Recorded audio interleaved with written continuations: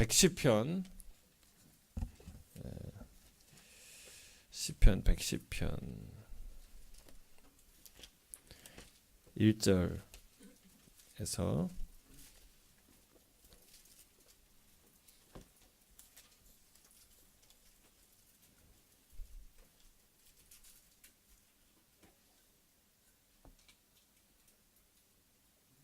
7절까지입니다. 같이 읽겠습니다. 시작. 내 주에게 말씀하시기를 내가 내 원수들로 내 발판이 되게 하기까지 너는 내 오른쪽에 앉아 있으라 하였도다. 여호와께서 시온에서부터 주의 권능의 규를 주는 원수들 중에서 다스리소서.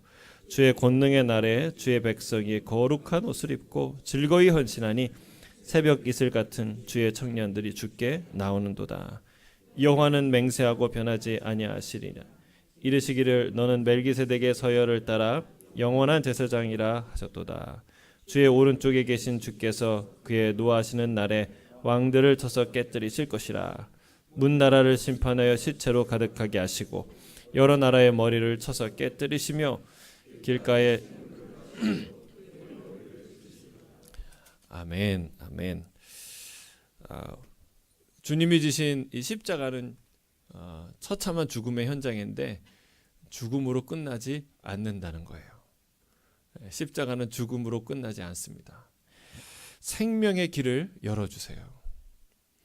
주의 앞에 주께서 생명의 길을 내게 보이시리니 주의 앞에는 충만한 기쁨이 있고 주의 오른쪽에는 영원한 즐거움이 있나이다. 여러분, 주님이 끝내 우리를 인도하시는 길은 생명의 길.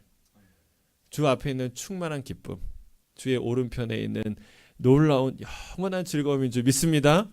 아멘. 아멘. 그게 부활이에요. 부활. 부활로 이 십자가는 연결된다는 사실이에요. 수많은 사람들 앞에서 십자가에 죽으시고 장사 지낸 바 되었다가 사흘 후에 다시 살아나서 우리에게 생명의 길, 영원한 길을 열어주셨다는 거예요. 모든 이들이 들어갈 수 있는 놀라운 부활의 길을 여신 분이 우리 예수님인 줄 믿습니다. 얼마 전에 이 큰 뉴스가 나왔는데 블랙홀을 처음으로 과학자들이 찍었어요. 근데 이게 어마어마한 프로젝트예요. 지구의 한 지역의 큰 만원경이 아니라 전 지구의 8지역에 있는 천문학 그 어마어마한 이 망원경을 갖다가 찍어서 그 자료를 인터넷으로 전송하기 어렵기 때문에 그 하드 디스크를 다 이제 직접 한 곳으로 모아서 그거를 슈퍼컴퓨터에 돌려서 이제 찍은 게 그거를 형상을 만들어낸 게 그게 블랙홀이에요. 이번에 찍은 게 어마어마해요. 근데 여러분, 이게 지금 어느 정도 멀리 떨어져 있냐? 5,500만 광년, 5,500만 광년, 그렇죠? 예, 그렇게 어마어마하게 떨어져 있는 그 블랙홀을 찍은 거예요. 역사상 처음으로 관측되고 찍은 것이에요. 그래서 여러분, 이게 막 과학계를 발칵 뒤집혔는데 생각해 보세요. 진짜 블랙홀 정도가 아니라 어떤 다른 차원으로 다른 세계로 가는 실제의 문이 우주에서 발견됐다. 그러면 얼마나 대단할까요? 정말 다들 거길로 가려고 애를 쓸 거예요. 이 우주 항공 산업이 정말 상상을 초월할 정도로 발전하게 될 거예요. 근데 여러분, 그런 문이 발견된다면 얼마나 놀랐겠습니까? 근데 사실은 그래도 그림의 떡이죠. 빛의 속도로 5,000년을 달려가야 빛의 속도로 5,000년을 달려가야 그 문에 도달할 수 있어요. 근데 아주 우주선이 개발된다고 하더라도 음속으로 가는 이 비행기나 그 우주선은 해도 광속으로 갈 수 있는 비행기는 우리가 할 수가 없는 거죠. 근데 그런 우주선이 개발됐다 하더라도 5,000년을 가야 거기 도달할 수 있는 거예요. 그림의 떡입니다. 근데 여러분, 놀라운 사실이 2,000년 전에 그것과 비교할 수 없는 문이 열렸다는 거예요. 그것도 우리가 5천 광년을 가야 되는 게 아니라 이 지구상에, 이 지구 위에 다른 차원으로, 다른 세상으로, 그것도 그냥 미지의 세계가 아니라 주님이 계신 그 천국으로 연결되는 문이, 게이트웨이가 열렸다는 거예요. 여러분, 얼마나 놀라운 사실이에요. 특종 중에 특종 아닙니까? 별로 안 놀라세요? 다 알고 계시는 분이에요. 진짜 인간의 이성으로 생각할 때 상상할 수 없는 일이 우리에게 일어난 거예요. 그게 무슨 문입니까? 십자가예요. 십자가에서 그 문이 열렸다는 것이죠. 성경은 말합니다. 누구나 십자가 위에서 주와 함께 죽은 자는 누구나 십자가 위에서 주와 함께 다시 살아나게 된다. 여러분, 이게 2000년 전에 열린 놀라운 이 생명의 문이라는 사실입니다. 근데 더 놀라운 게 하나 있어요. 십자가 얘기가 거기서 안 끝난다는 거예요. 거기서 끝나지 않는다는 거예요. 부활하신 주님이 승천하세요. 여러분, 이게 부활도 우리가 굉장히 중요하지만 승천은 너무너무 중요해요. 주님이 부활하신, 십자가에서 부활하신 주님이 하늘로 올라가세요. 하늘로 올려져서 어디에 가십니까? 뭐 하세요? 하나님 보좌 우편에 앉아 계세요. 이게 성경이 줄곧 신약 성경이 모든 제자들이 공관복음이 계속 강조하는 거예요. 주님이 부활하셔서 하늘 보좌 우편에, 우리 하나님 보좌 우편에 너무 지극히 높은 곳에 앉으셨다. 이게 사도들이 우리에게 전해준 복음이에요. 그리고 그게 우리 신약 성경을 믿는 자들의 믿음이라는 거예요. 마가복음은 이렇게 끝을 맺습니다. 주 예수께서 말씀을 마치신 후에 하늘로 올려지사 하나님 우편에 앉으시니라. 이게 마가복음의 끝이에요. 이게 결론이에요. 그리고 지금 이 말은 지금까지 유효한 말씀이에요.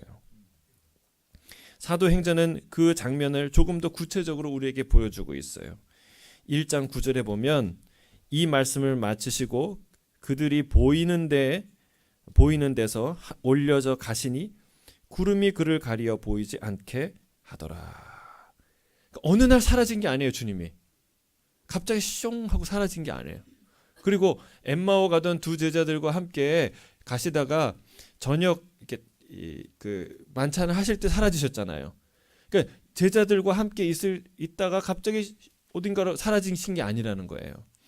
그 얘기를 말씀을 나누시던 분이 갑자기 하늘로 보는 그 자리에서 올려지셔서 쭉 하늘로 올라가시는데 너무 높이 올라가서 구름으로 가려지는 그런 현장을 성경은 보여주고 있어요. 천사들이 뭐라고 얘기합니까? 너희들이 어찌하여 하늘만 바라보고 있느냐? 우리 하늘로 올려가신 그 예수님은 너희가 보신 대로 다시 이 땅에 오실 것이다. 천사들이 그렇게 말을 하죠. 여러분, 놀랍게도 이 하늘 보좌로 올라가는 이 말이 오늘 우리가 읽은 시편 110편에 그대로 나와 있고 신약 성경의 이 기자들이 계속 이 말을 인용해서 선포한다는 거예요. 이 말은요, 예수님이 먼저 하셨어요.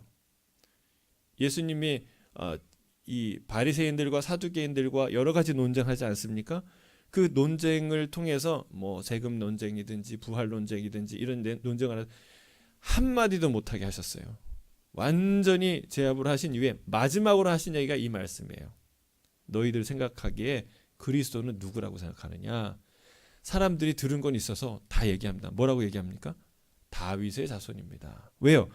하나님께서 다윗에게 약속하셨으니까 내 후손 중에 영원한 이 그 왕이 태어날 것이다. 다 그 알고 있었어요. 그래서 얘기했죠. 근데 주님이 뭐라고 얘기합니까? 이 시편 110편을 인용합니다. 1절을 인용하면서 뭐라고 얘기하는가 하면, 자, 생각해봐라.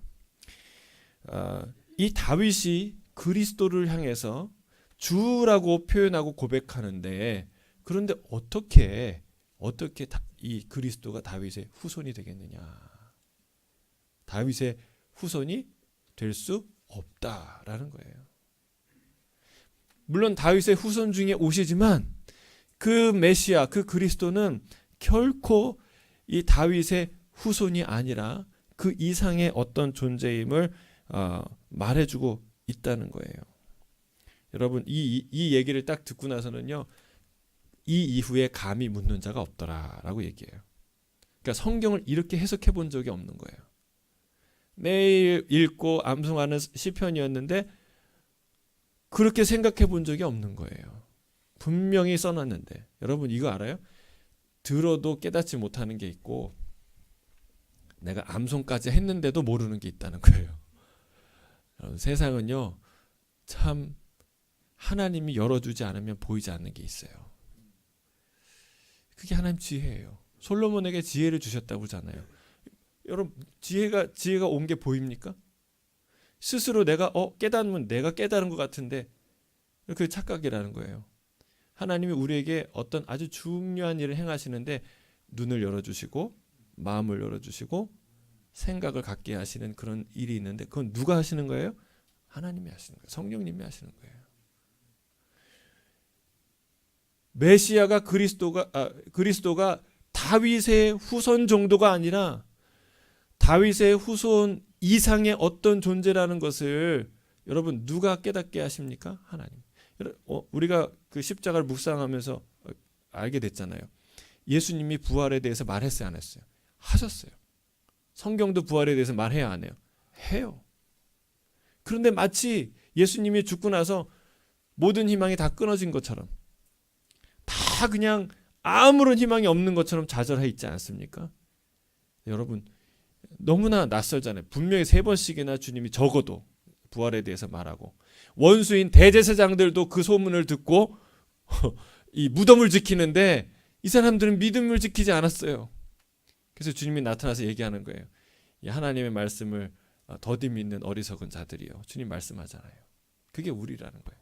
들어도 다 아는 것 같은데 모르고, 그렇게 들었는데도 모르는 거예요. 저는 이 시간에 우리 이 부활절 그리고 이 고난주간에 십자가에 대한 눈이 활짝 열리길 주의 이름 축복합니다. 이 십자가는요, 신비예요. 지혜예요. 하나님의 지혜. 세상의 그 어떤 학문으로도 그 어떤 지식으로도 형상화할 수 없고 만들어낼 수 없는, 그 누구도 흉내낼 수 없는 위대한 승리와 지혜가 그 안에 있다는 거예요. 여러분 그런 놀라운 눈이 열리길 주의 이름 축복합니다. 특별히 승천하셔서 승천하셔서 하늘 보좌에 계신 그 예수님을 우리가 정확하게 보는 게 너무나 중요합니다. 사도 베드로가 오순절 마가의 다락방에서 성령을 받고 다 뛰쳐나가서 각 지역과 각 방언으로 복음을 전하지 않습니까? 그때 사람들이 세술에 취했다, 조롱하니까 그때 입을 열어서 설교합니다. 그때 뭐라고 설교합니까? 이렇게 설교해요. 사도행전 2장 34절에 36절. 사도행전 2장 34절에 36절. 오늘 말씀, 시편 말씀을 인용해서 이렇게 그 설교를 끝맺습니다. 함께 읽겠습니다.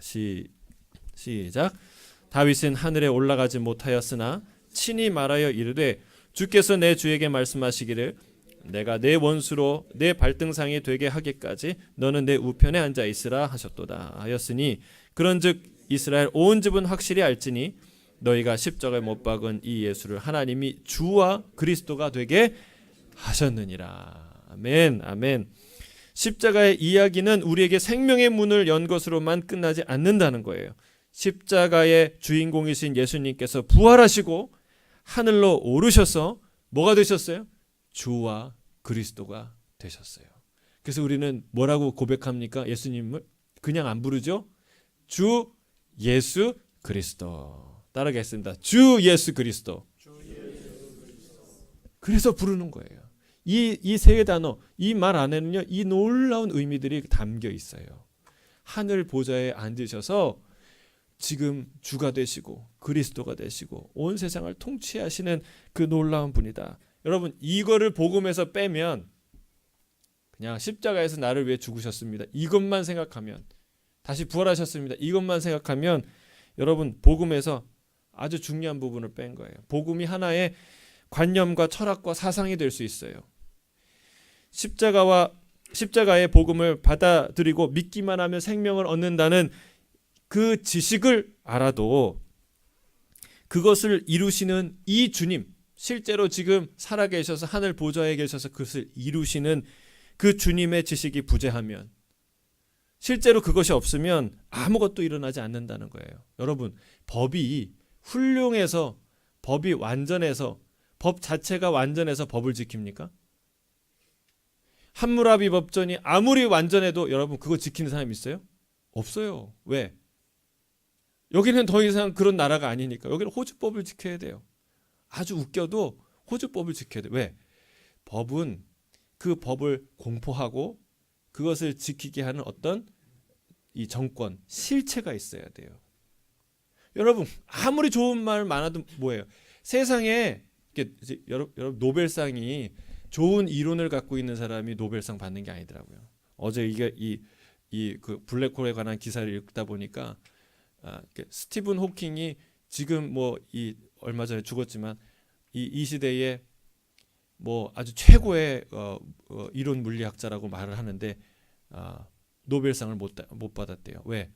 노벨상을 주는 기준이 뭐냐면 이론의 화려함이 아니라 과학적 의미는, 과학적 진보가 이루어지는 과학적 발견한 사람에게 주어진다는 거예요. 이 차이를 아시겠습니까? 여러분, 세상에 정말 우리의 귀를 혹할 만한, 정말 우리의 상상력을 자극할 만한, 정말 마음에 쏙 드는 이론들이 얼마나 많아요. 근데 여러분, 그 이론 자체가 좋아서 훌륭해서 뭐가 만들어지는 게 아니라는 거예요. 여러분, 복음이 왜 복음이 됩니까?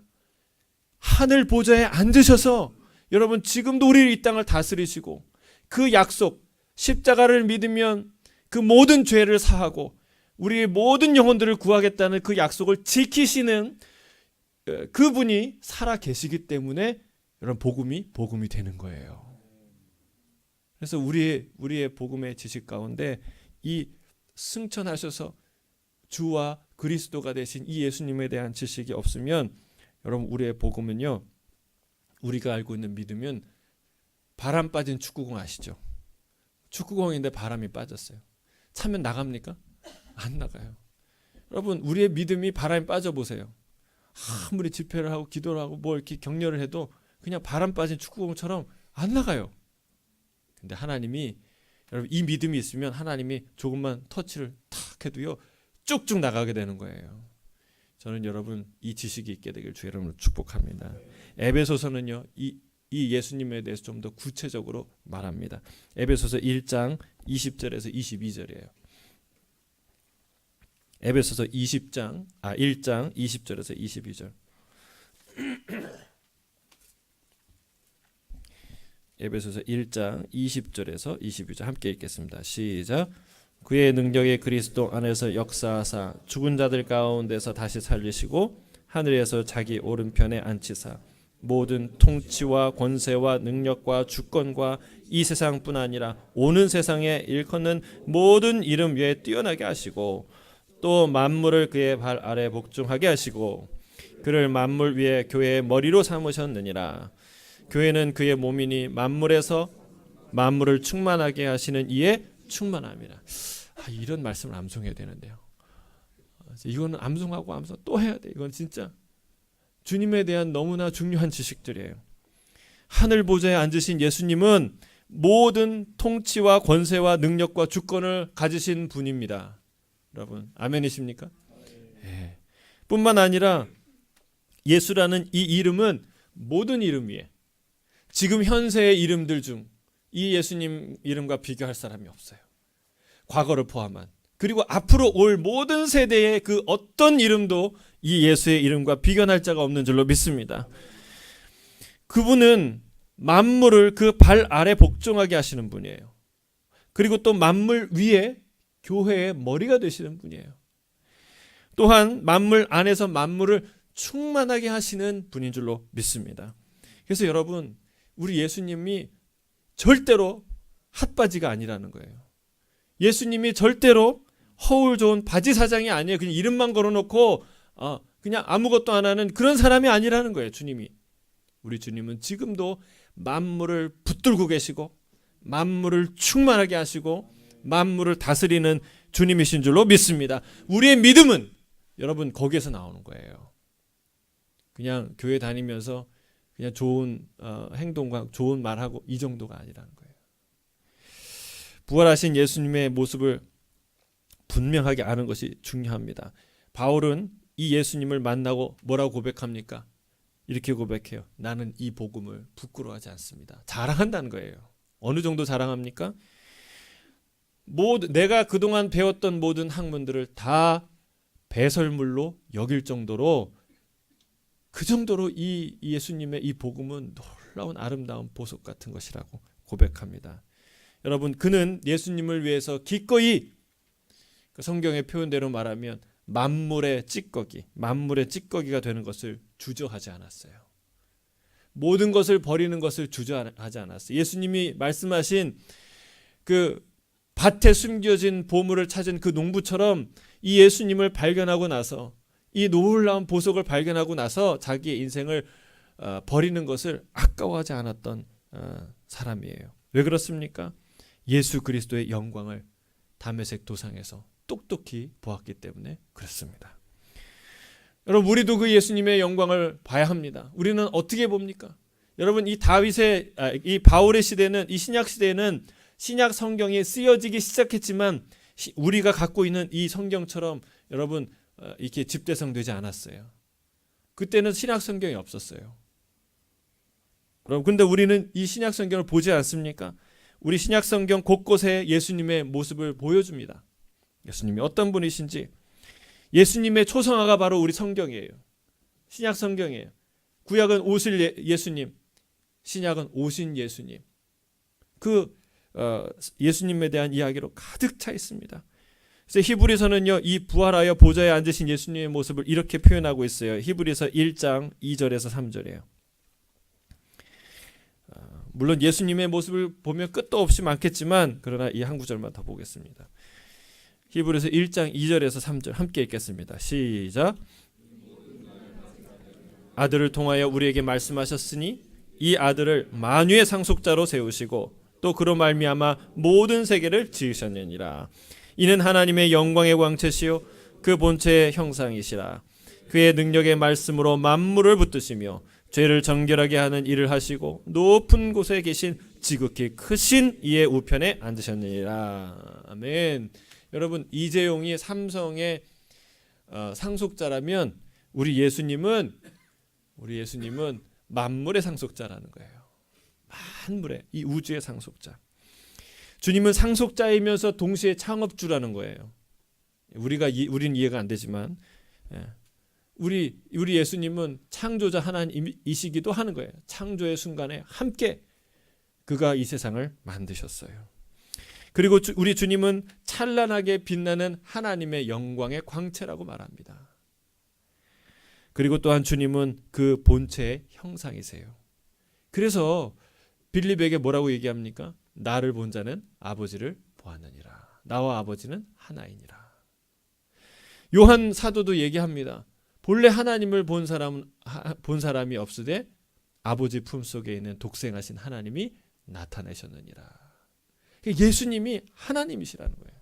하나님의 본체시라는 거예요. 또한 우리 예수님은 능력의 말씀으로 만물을 붙드시는 분인 줄로 믿습니다.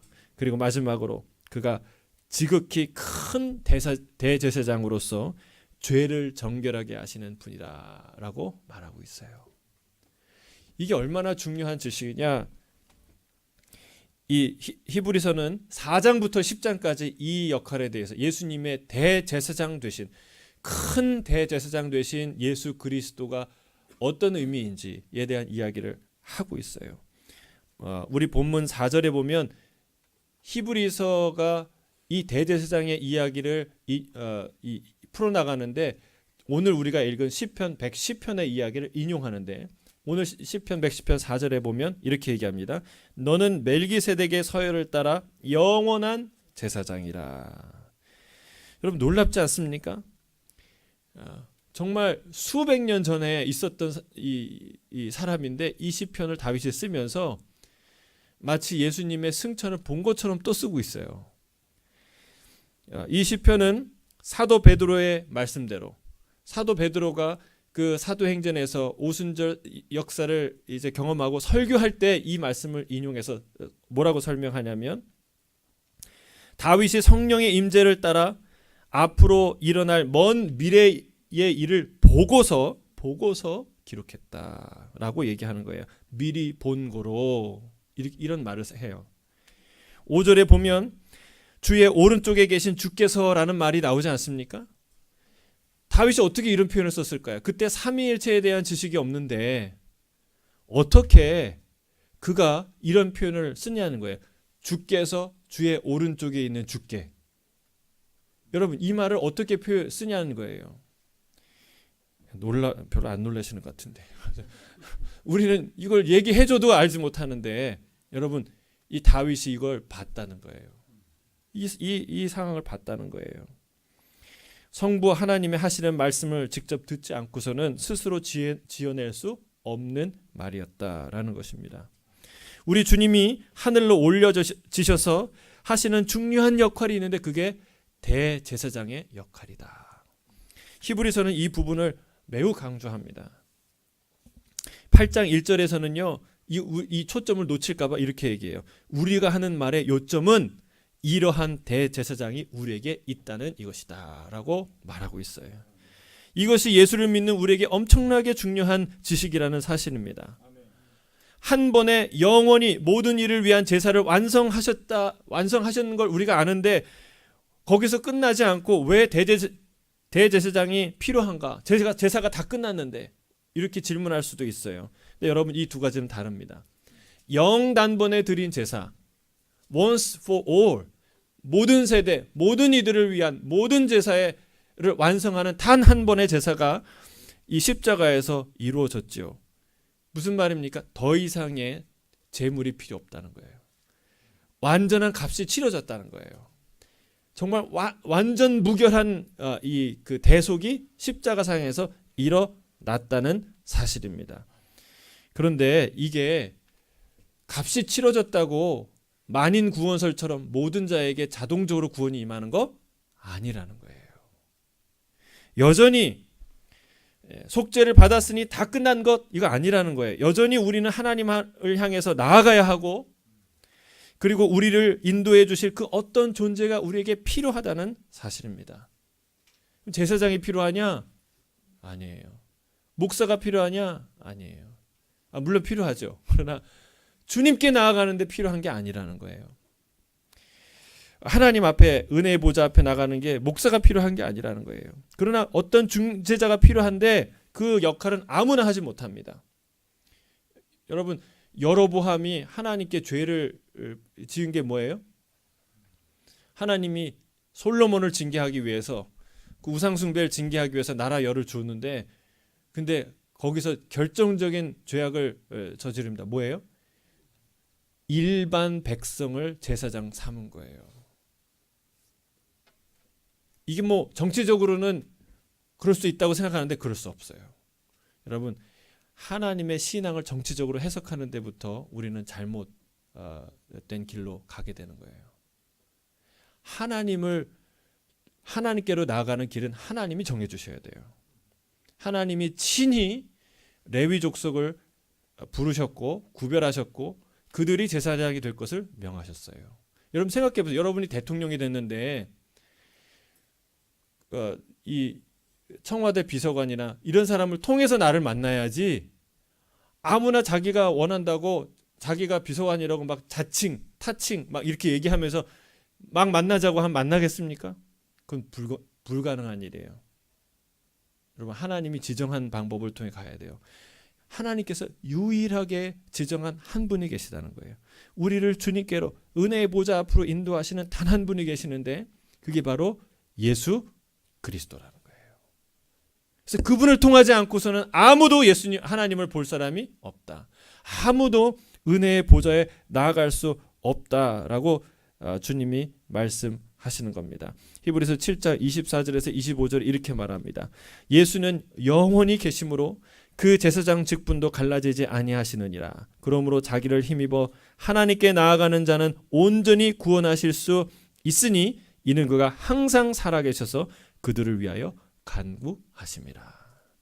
주님의 대제사장의 역할은 뭐예요? 우리를 하나님께로 인도하시고 그리고 그들을 위해 간구하시는 것. 그 일을 주님이 하신다는 거예요. 우리는 예수 그리스도를 통해 하나님께 나아갈 줄로 믿습니다. 십자가에서 흘리신 예수의 피를 의지하여 하늘 보좌 우편에 앉으신 우리 대제사장 예수의 중재 속에서 우리는 담대히 은혜의 보좌 앞에 나아가게 될 줄로 믿습니다. 마지막으로 한 구절만 더 찾아보겠습니다. 히브리서 4장 14절 14절에서 16절. 히브리서 4장 14절이에요. 함께 읽겠습니다. 시작. 그러므로 우리에게 큰 대제사장이 계시니 승천하시니 곧 하나님의 아들 예수시라. 우리가 믿는 도리를 굳게 잡을지어다. 우리에게 있는 대제사장은 우리의 연약함을 동정하지 못하실 리가 아니시오. 모든 일에 우리와 똑같이 시험을 받으신 이로되 죄는 없으시니라. 그러므로 우리는 긍휼하심을 받고 때를 따라 돕는 은혜를 얻기 위하여 은혜의 보좌 앞에 담대히 나아갈 것이니라. 할렐루야. 주님이 새로운 살 길을 열어주셨어요. 그 길로 우리를 인도하시고 거룩하신 은혜의 보좌 앞으로 우리를 이끄시는 줄 믿습니다. 그 앞에는 은혜의 보좌 앞에 뭐가 있어요? 때를 따라 돕는 은혜. 여러분, 예수님을 통하여 은혜의 보좌 앞에 날마다 나아가게 되길 주의 이름 축복합니다. 예수님이 우리를 그분의 보좌 앞으로 이끄신다는 거예요. 왜? 우리에게 날마다 주실 은혜가 있기 때문에. 하나님의 보좌, 영광의 보좌를 뭐라고 부릅니까 오늘? 은혜의 보좌라고 불러요. 왜? 하나님은 그 보좌에 앉아서 끊임없이 은혜를 우리에게 허락하시기 때문에, 베푸시기 때문에.